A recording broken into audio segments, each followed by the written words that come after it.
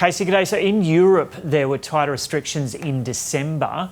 Have they had the impact that they were designed to have?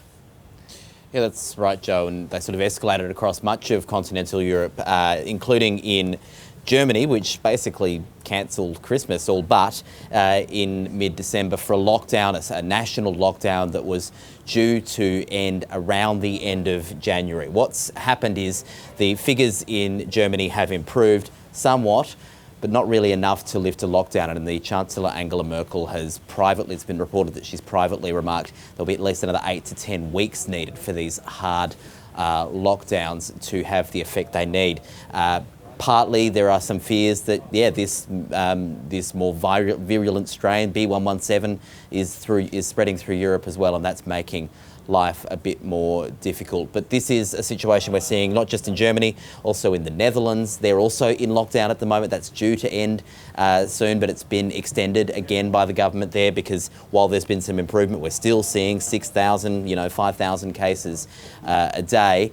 And then one more country in Europe I'll just show you quickly, Joe, and that is Spain, with more than 2 million infections. It looks like now Spain's having a third sort of peak.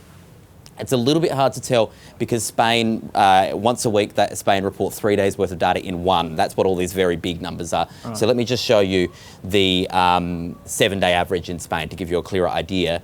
But it does certainly look 21,000 cases a day on average.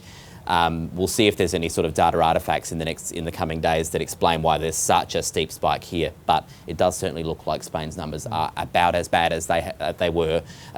This is going back to about September, October. So not a great situation across Europe. Those lockdowns, which have really put a curb on festive season celebrations, may well go into February, into March, maybe even longer, depending on how well this strain can be contained. And Casey, we haven't heard that much about the Middle East through this pandemic. What can you tell us about the Middle East?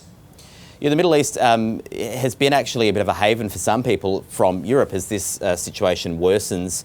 We've seen soccer stars, Cristiano Ronaldo, we've seen actors, we've seen movie stars posting about their holidays in Dubai because the United Arab Emirates has, relatively speaking, had fewer cases than most of Europe. They had quite a strict lockdown that ended in May and gradually eased off, and we're not really much in the way of lockdown restrictions since then.